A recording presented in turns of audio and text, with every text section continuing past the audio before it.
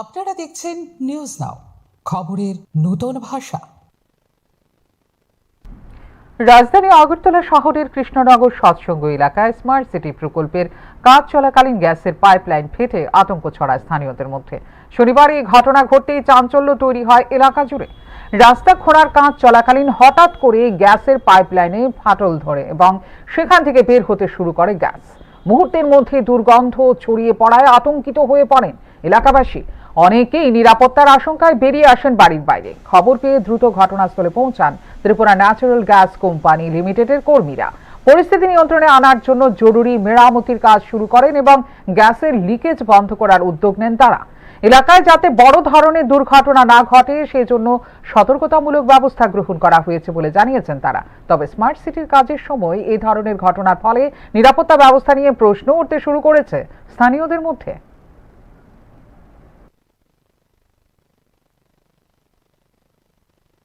আমাদের একটা ফোন আসে যে কৃষ্ণনগর সৎসঙ্গ আশ্রমের পাশে হঠাৎ করে আমাদের লাইন বিচ্ছিন্ন হয়ে যায়। তো তৎক্ষণাৎ খবর পেয়ে আমরা এখানে এসে দেখি যে এই অবস্থা আর কি।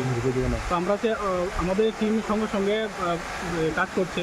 তো যে বাল্ব চেম্বার সেগুলো বন্ধ করতে গেছে যাতে এইদিকে আশেপাশে যে লোকজন আছে তাদের তো ক্ষয়ক্ষতি না হয় সেই ব্যাপারে আমরা সতর্ক আছি। আয়ার কি বন্ধ করতে পারছেন নাকি? এখনো বন্ধ হয়নি, কারণ যে পরিমাণে পরিস্থিতি সেখানে বন্ধ করা সম্ভব হয়নি।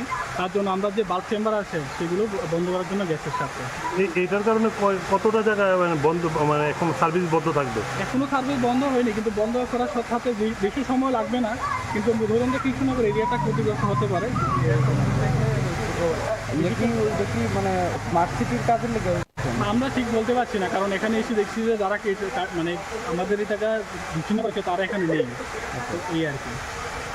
কি মনে হইতেছে যে কি কোনো কাটা পড়ছে না? হ্যাঁ, নিশ্চয়ই কাটা গেছে না, তো সেরকম ব্যাপারটা গ্যাস বেরোনোর কোনো কথাই ওঠে না।